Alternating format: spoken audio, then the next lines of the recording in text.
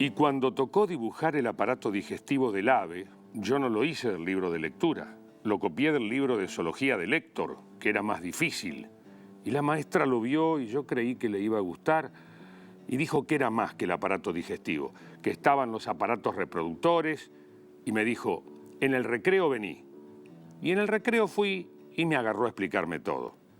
Te tendría que hacer arrancar la página, pero ya que lo hiciste tan bien, te lo voy a explicar todo, porque puede venir la inspección y van a decir que dibujaste esto como habla un loro, sin entender lo que dice. Y me empezó a explicar que querían decir óvulos y genitales y líquidos del macho y todo del nacimiento, porque estaban dibujados unos racimitos amarillos y un lío de cañitos de aquí y de allá, una especie de taza verde para abajo con nombres difíciles, y el dibujo estaba bien pintado, pero era feo, con todas esas líneas enredadas. Parecía un cuerpo de araña venenosa y arriba de todo estaba la cabeza del ave con unas pocas plumas. Y la maestra, ¿entendés lo que te digo? Y yo, sí, y no entendía nada. Fragmentos de La traición de Rita Hayworth, de Manuel Puig.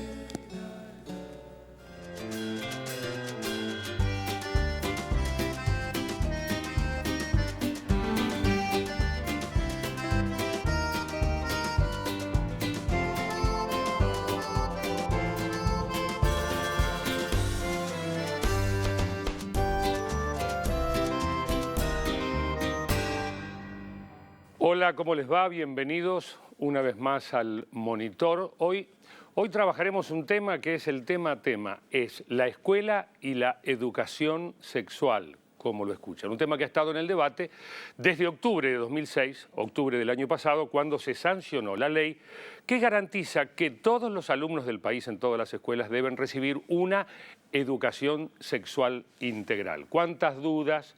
¿Cuánto debate? ¿Cómo se aborda desde lo público un tema que es tan íntimo y tan privado? Y un tema que a la vez se hace público a través de los medios, de la televisión, de los diarios, de las revistas. Ese es el tema que vamos a trabajar en el día de hoy. Y para comenzar, como siempre, vamos hacia la gente. La calle opina y nos cuenta qué es lo que saben, dónde están parados, qué es lo que entienden. Lo vemos y regresamos. Si bien era un tema que no era tabú en la casa, mi papá se mantenía bastante al margen, solo aportando cuando ya no tenía otra opción. En la adolescencia prácticamente en casa el tema sexual no existía, es decir, solamente nos entregábamos con los chicos de la calle, con un muchacho más grande y siempre hurgueteando a ver quién había tenido la primera experiencia o quién no, cómo era. Yo creo que habría que empezar a que el niño desde muy temprana edad conozca su cuerpo, sus emociones, sus sensaciones, para no tener tantas dudas y para realmente lograr una pareja feliz a futuro también. Creo que a partir de quinto grado, a través de un video en el cual mostraban cómo se iniciaba el acto sexual, pero era más en forma de dibujitos animados, más didáctico. La educación sexual no tuve, en la escuela primaria es muy básica y en mi casa no se hablaban, con mi viejo y mi vieja esos temas no se hablaban. La familia no aportaba absolutamente nada porque, bueno, era un tema así como tabú del que directamente no se hablaba. Evidentemente muchos de nosotros llegamos a la adolescencia con muy poca información sobre sexualidad y muy informal, además como lo vimos, o un amigo o los primos más grandes. De esa manera llegábamos a la sexualidad. Ahora tenemos la ley y bueno, la ley obligará a que tratemos este tema con la complejidad que tiene y con todo lo que significa, porque estamos hablando de sexo en las escuelas, estamos hablando de sexo biológico, estamos hablando del placer, estamos hablando de embarazos no deseados, estamos hablando de enfermedades que se transmiten sexualmente. Para comenzar a pensar el tema hemos invitado a Eva Giberti. Eva es psicóloga, especializada en derechos de familia, investigadora. Actualmente se encuentra al frente del programa de asistencia en casos de violencia familiar y en un programa de acción nacional contra la explotación sexual de niños. Eva, bienvenida. Muchas gracias, Lali. Muchas gracias. Pensaba yo, ¿no? Como el hombre comía de una manera seguramente muy básica al principio, llevaba sus manos el alimento a la boca y desarrolló después un acto que es sentarse a comer, maravilloso, y compartir. El sexo también. ha cambiado a través de los tiempos y hoy tenemos dos, el sexo biológico por un lado y el sexo y el placer. Pero ¿por qué los adultos, por qué los maestros, por qué tenemos tanto toco, tanto rollo con el sexo? Tenemos todo ese toco y este rollo con el sexo porque cada vez que se utiliza la palabra sexual hay algo propio, personal, íntimo, que entra a vibrar. La palabra sexo genera una vibración personal de acuerdo a cómo haya sido nuestra historia de vida. No necesariamente nuestra sexualidad, pero siempre nos compromete desde cómo fuimos criados, cómo fuimos como niñas, como niños o como transgéneros, porque actualmente esto de nena, nene y transgéneros también tenemos que decirlo. Entonces, la sexualidad siempre nos toca en lo personal y eso nos perturba en el momento de tener que decir vamos a dar clases sobre educación sexual porque parecería que se fuera a descubrir algo propio, algo íntimo, secreto, personal, que como todo lo íntimo y secreto tratamos que no pase demasiado a la vida pública. Entonces, esta es una de las primeras alteraciones que se producen. Ustedes hablan de sexualidad y hay como esto que dije, una vibración. Como que hace un ruidito. Es un ruido con vibración, ya que hablaste de placer y sensorialidad, es algo que nos posiciona en quienes somos, dado que los seres humanos somos seres con una intensa formación interna sexual. Cuando digo formación quiero decir estructuración. Nuestra vida sexual es importantísima. Entonces debe haber una mala interpretación de nuestra parte cuando entendemos que la educación sexual se hace pública. No quiere decir que lo privado trascienda a lo público, no, que lo íntimo se abra. No, la intimidad es una dimensión recoleta propia de cada persona, de cada mujer, de cada hombre, de cada transgénero. Es algo que se mantiene internamente y forma parte del encanto y de la magia de la vida sexual, porque esto de la exhibición y la mostración hace perder buena parte de la seducción, del encanto, del misterio, de la gran seducción que la sexualidad significa. Esto hablando del mundo adulto, porque es ahí donde me colocaste la pregunta. Con los chicos la historia es otra. Yo te estoy contestando en cuanto a la sexualidad adulta, que es donde empezaste a plantearme el tema. Pero entonces, ahora hablando de los niños y no de los adultos, tal vez encuentro yo que es una falencia, los niños podían abordar, es decir, están expuestos en los medios los temas sexuales y no estaban contenidos desde la escuela. Ni desde la escuela, ni desde la familia. Muchas veces. Desde la familia, porque vos ya lo has visto en el video, ¿no es cierto? Esto es una penosa tradición para muchas generaciones. En la casa no se hablaba, y sí se hablaba, los tabúes, la palabra tabú la escuchaste varias veces apareció.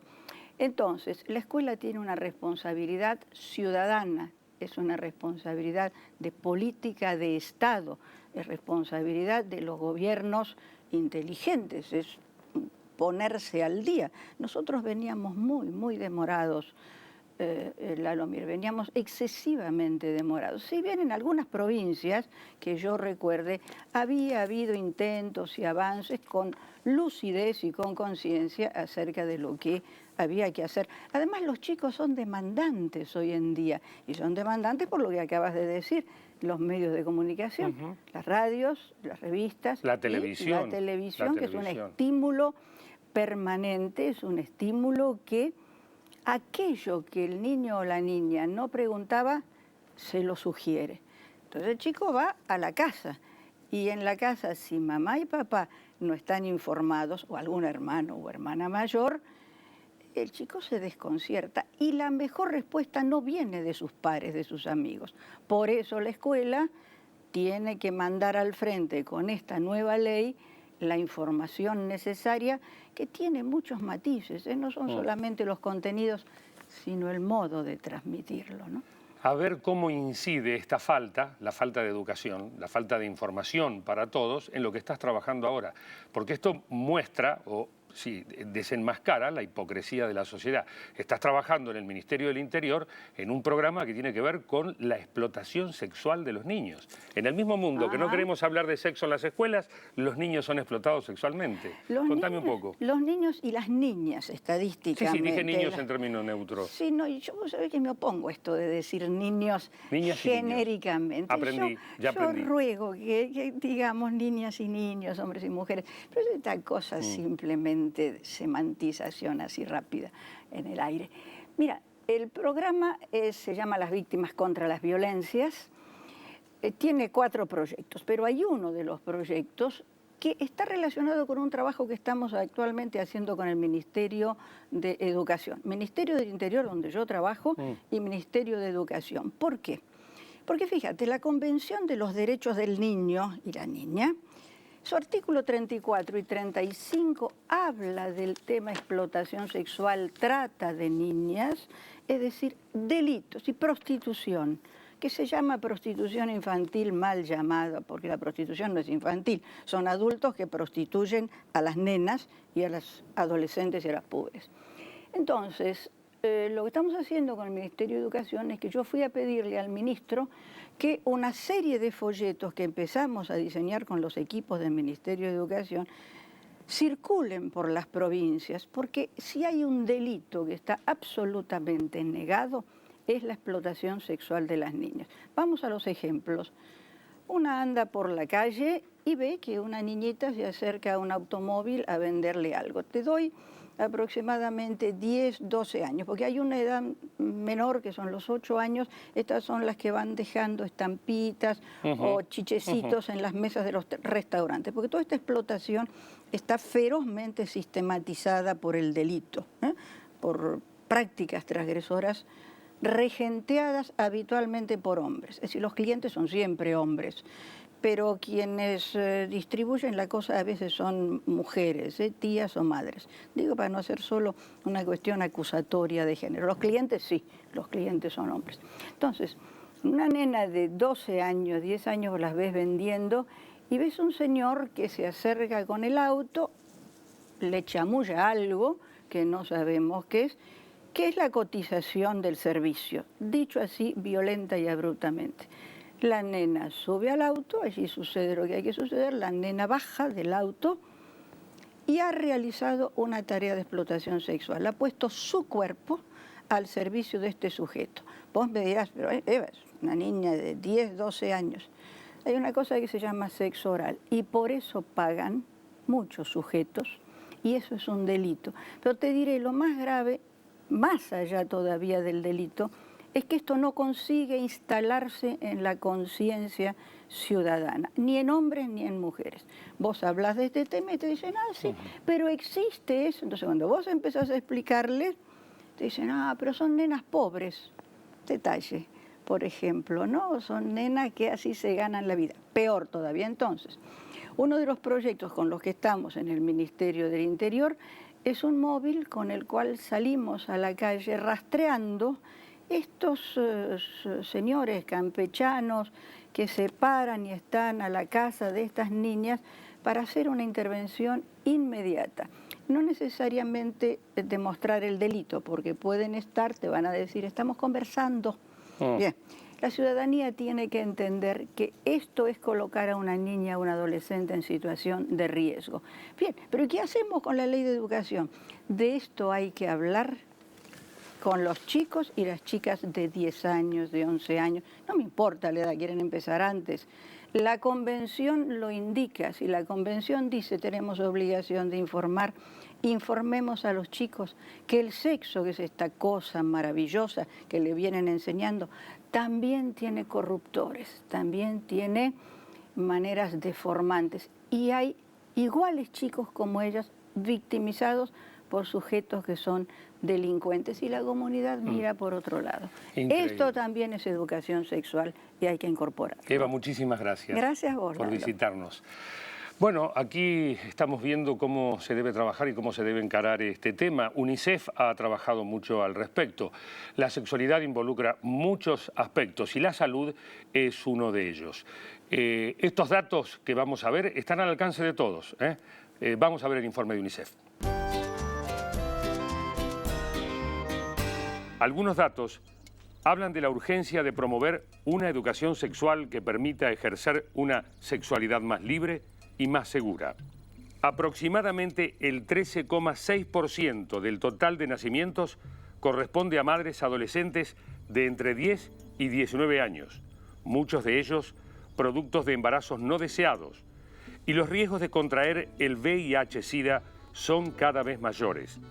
La principal vía de transmisión de SIDA para el sexo femenino es por medio de relaciones heterosexuales desprotegidas, 78,2% de los casos. Las estadísticas muestran una realidad preocupante, pero prevenir e informar no es suficiente para una educación sexual relevante. La sexualidad involucra dimensiones gozosas, placenteras, de descubrimiento de sí y del otro. Para eso, todos deberían contar con conocimientos y posibilidades que les permitan elegir y cuidarse para transitar la adolescencia de manera más feliz, más protegida y más plena. ¿Qué tipo de educación sexual queremos para la escuela? Bueno, evidentemente estos datos, esta realidad refleja la necesidad de ayudar a estos chicos, a las chicas y a los chicos para que cuenten con más conocimientos, para que se puedan cuidar, para que se puedan proteger. Hoy invitamos a pensar y a debatir a un grupo de profesionales que tienen mucho que ver con los avances que se van dando en materia de educación sexual. La doctora Eugenia Trumper es presidenta de la Asociación Médica Argentina de Anticoncepción. Mucho gusto. Y encantada de estar acá. Y el porcentaje, este porcentaje promedio de la Argentina en realidad tiene una explicación que es un poco más cruda en algunos casos, ¿no? Claro, el promedio es alrededor, siempre se mantiene en los últimos años alrededor de un 14%, pero si nosotros observamos el mapa que da este promedio, nos encontramos con diferencias bastante acentuadas, porque tenemos que en las provincias como el Chaco, las provincias del noroeste, tenemos una incidencia aproximadamente en promedio de casi un 20%, 24% de recién nacidos de madres menores de 19 años, contrarrestando con otras provincias que tienen una incidencia mucho más baja, lo cual está marcando una diferencia muy clara, socioeconómica, sociocultural, educativa fundamentalmente, entre otras cosas, ¿no? Por eso María Isabel Giachino es licenciada en Sociología. ¿Qué te sugiere el informe, estos datos? Bueno, en esta área de la que estamos hablando, en realidad lo que se reproducen son las desigualdades sociales y las poblaciones más vulnerables son aquellas que lo son en todos los aspectos y también, por ejemplo, en esto que estamos hablando, la falta de educación sexual, la falta de información, quizás escasos acompañamientos familiares, chicos que han dejado la escuela tempranamente, todo ello hace que sean poblaciones más predispuestas a quizás o contraer enfermedades o embarazarse sin el deseo. El embarazo cuando es deseado es una cosa y cuando es un resultado no buscado es lamentable, sobre todo en chicas muy jovencitas, tanto por lo que significa su salud psicológica y física, como también en las posibilidades de generar un proyecto para su vida presente y futura. Gladys Acosta es representante de UNICEF en Argentina. Gladys, ¿para qué sirve? ¿Qué logra una ley? Bueno, en primer lugar, una ley pone unos estándares, ¿no? El país se pone a nivel.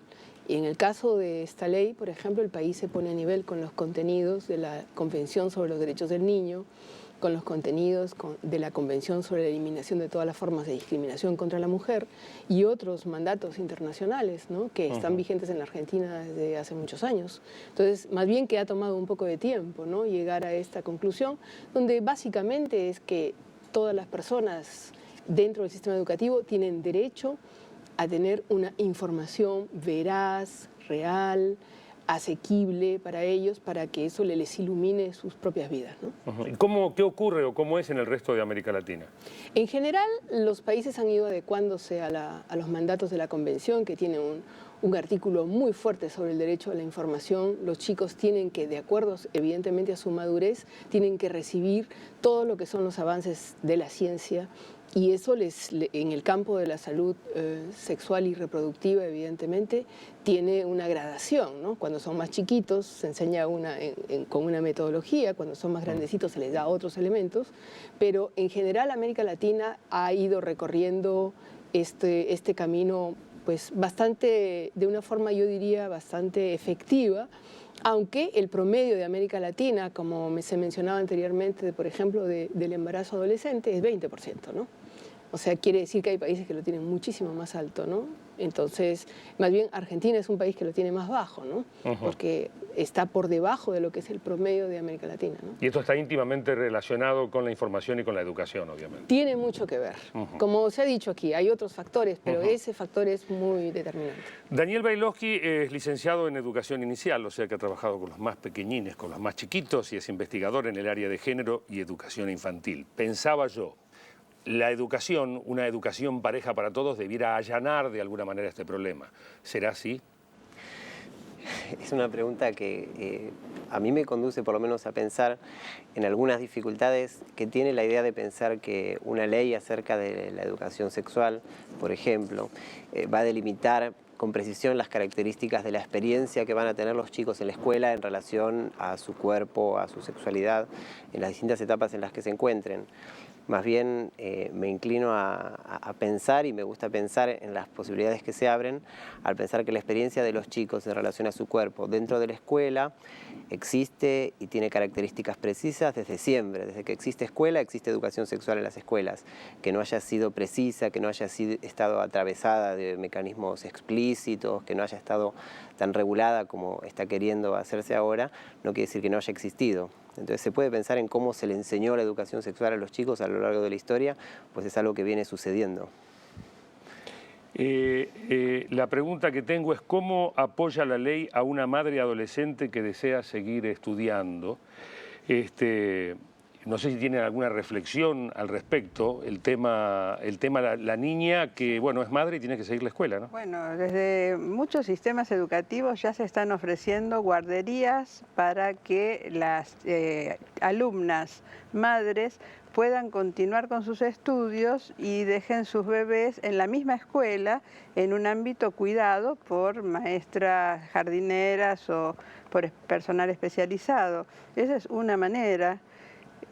Los sistemas educativos tendrán también que pensar de recuperar a aquellas mamás jóvenes que salieron del sistema y que hoy tienen sus bebés, hacerlas regresar también y además ayudarlas a darles una guía sobre cómo criar a sus chiquitos, porque muchas veces las mamás jovencitas reproducen lo que han visto en sus familias o en las familias de su ambiente. Y no necesariamente es lo adecuado. Y a veces es absolutamente inadecuado. Sí, y recuerdo no hace mucho tiempo, también algunos años, hasta la expulsión, es decir, algunos colegios en algunos lugares, muy puntualmente, que veían esto como una cosa terrible. Vamos a compartir un informe que fue realizado en Santa Fe con 3 jóvenes que nos acercan a esta experiencia, ser madres y seguir yendo a la escuela.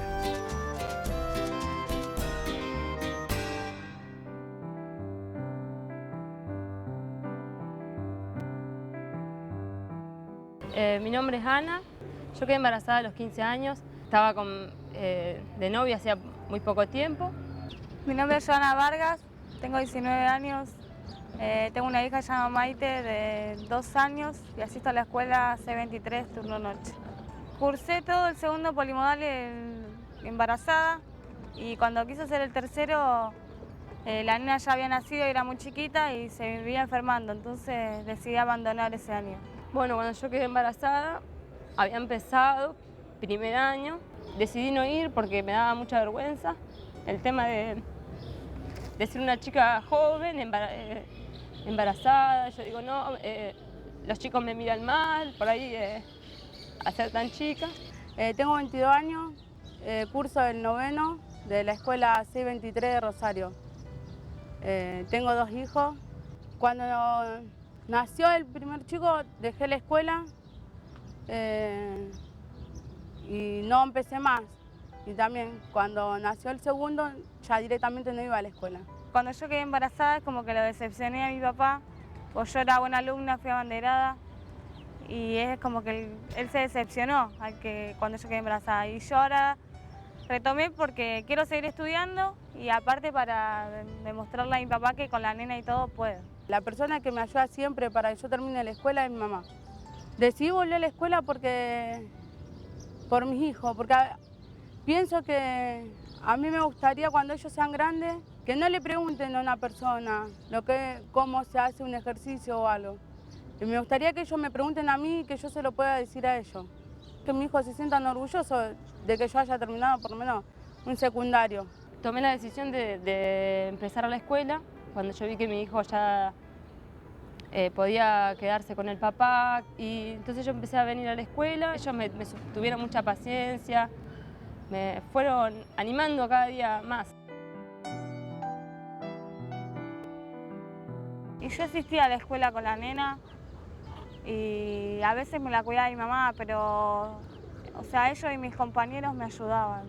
Nosotros reclamamos la guardería porque son 18 chicas que tienen hijos y que están en riesgo de abandonar la escuela porque no tienen quien le cuide a sus hijos. Hay muchos casos de que las madres adolescentes son solteras y así que ya no pueden recurrir a la pareja, sino que tienen que recurrir a la familia.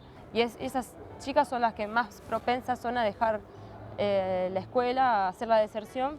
Es mucho más complicado llevarlo solo que si tenés a la pareja que te acompañe, que te alienta. La escuela debería ser para todos, para todo aquel que se quiera capacitar.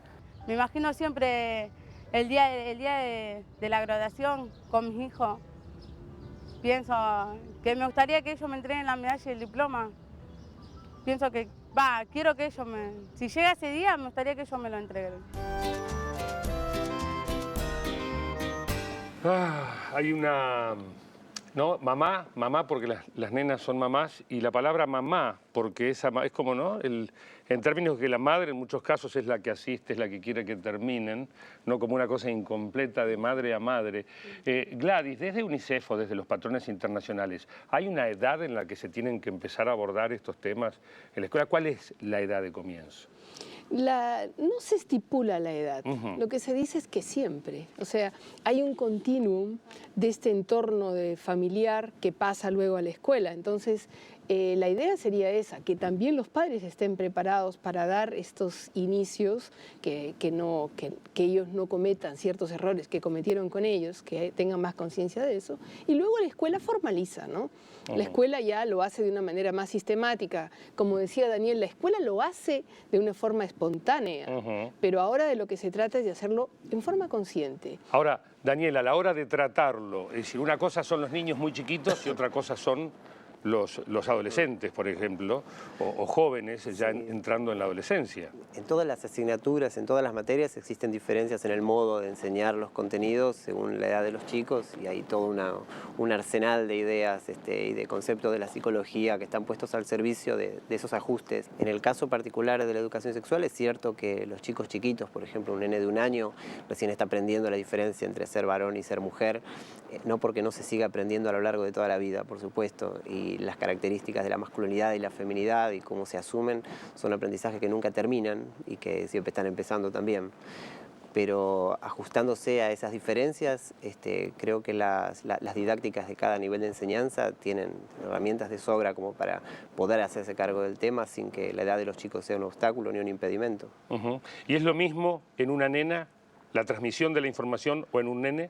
Bueno, el tema de la sexualidad debe ser tomado con naturalidad, dando respuesta a las inquietudes que los chicos tienen de acuerdo a cada edad, que eso es muy interesante también, no acelerarlos ni infantilizarlos, porque también en esto hay que ver que un chico de la ciudad es distinto de un chico de un ambiente rural, que por otro lado todo el tema de los medios están estimulando a los adolescentes y entonces tienen preguntas que quizás hace unos años hoy no las tenían y hoy nos las plantean y a veces no tienen quien se las responda y tienen respuestas equivocadas, ¿no?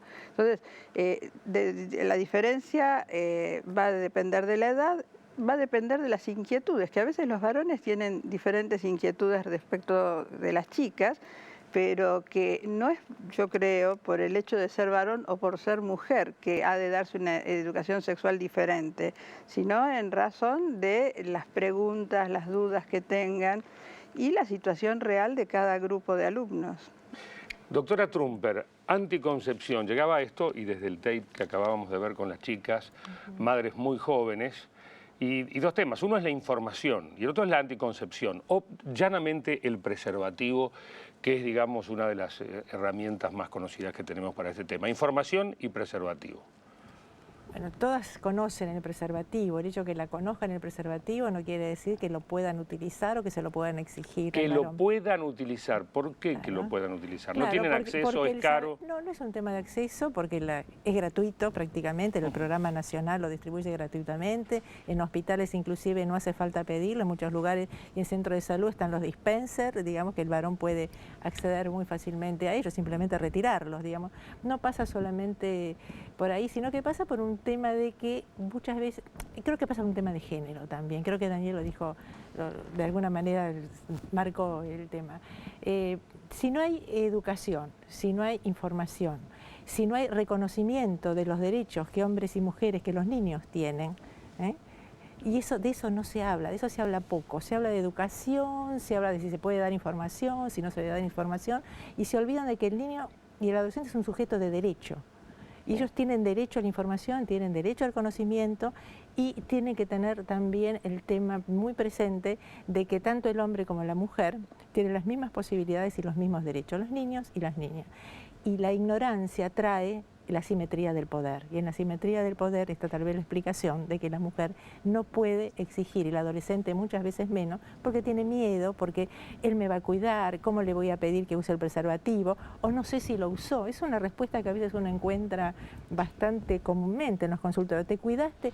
Y sí, no sé, pero no sabes si usó o no, y no sé, o no saben usarlo bien. Y un tema que tiene que ver justamente con, a veces yo digo de manera un poco humorística, que algunos creen que los varones tienen un gen y que en ese gen viene incluido, digamos, está marcado el conocimiento que tiene que ver con el ejercicio de su genitalidad. Y no es así, el varón no sabe, igual que no sabe muchas veces cosas las mujeres, pero la mujer puede preguntar. En cambio el varón parece que le está no permitido preguntar, queda mal, el varón tiene que saber, ¿no? Como si eso viniera como un mandato genético. No es así, el varón no pregunta, es el que menos consulta. Las mujeres pueden consultar y el varón no. La capacidad de improvisación puede sorprender a más de un docente. Es el caso de este alumno según la mirada del humor, la mirada de Rudy y de Patti. Lo vemos.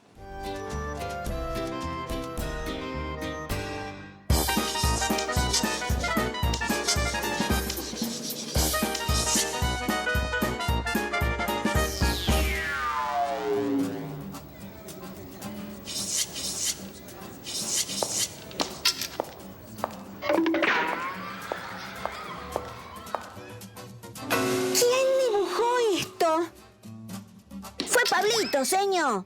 ¿Así que vos dibujaste esto, Pablito? Sí, señorita. ¿Y se puede saber por qué no le dibujaste el preservativo?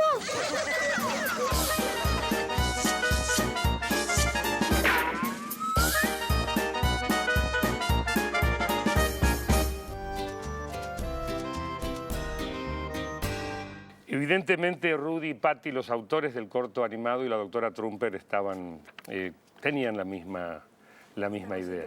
Estaban sincronizados.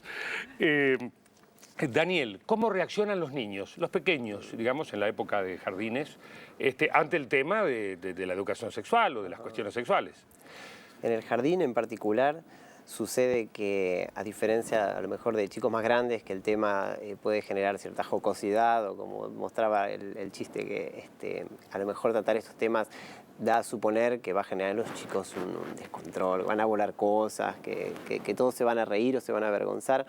En el jardín sucede que en general los chicos más chicos toman el tema con mucha más naturalidad, y somos los adultos los que nos sentimos incómodos frente a la espontaneidad a veces brutal de ellos, que nos pone incómodos a nosotros y nos enfrenta al desafío de gestionar nuestra propia moral más pacata, más conservadora que llevamos, porque transitamos por la escuela y por la vida y vivimos en una sociedad que nos implanta ciertos valores.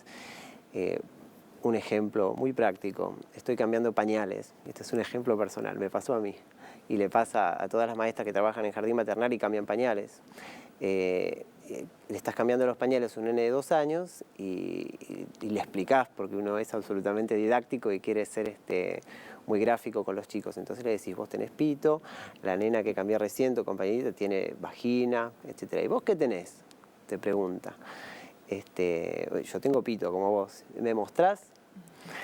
Frente a esto, entonces uno puede o salir corriendo, o ponerse colorado, o cambiarle de tema, o aprender de él y manejar el tema con toda la libertad que él lo maneja y decirle, no te muestro porque me da vergüenza. Y entrar en el código de los chicos suele resultar la manera más eficaz, desde el punto de vista del maestro estoy hablando, ¿no?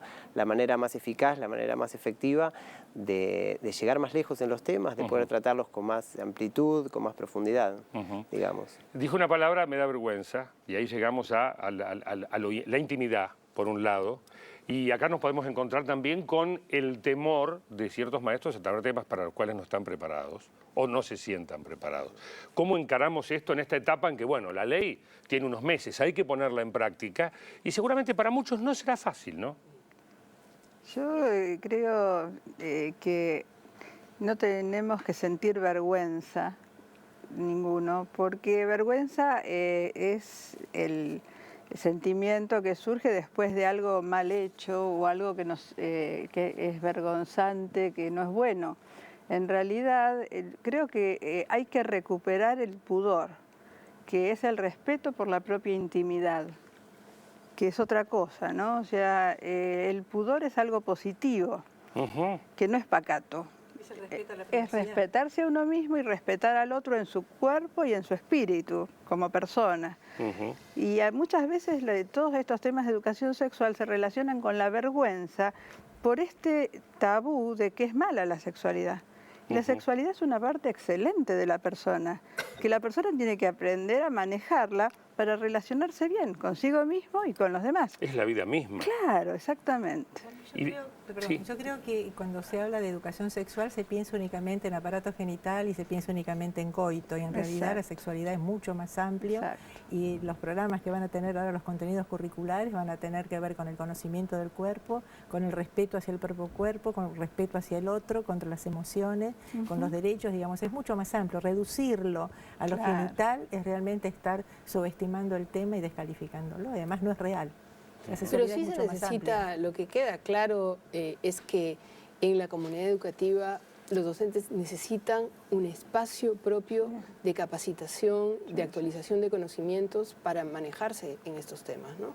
Que incluye, creo yo, este distanciamiento que se tiene que hacer entre mi experiencia, mis puntos de vista y lo que tengo que transmitir a los niños, a las niñas, ¿no? Y creo que ese espacio la ley lo va a ofrecer. Y además también creo que, así como en la justicia los jueces no pueden aplicar sus propias ideas y no tienen que aplicar la ley, yo creo que aquí también tiene que pasar lo mismo, ¿no?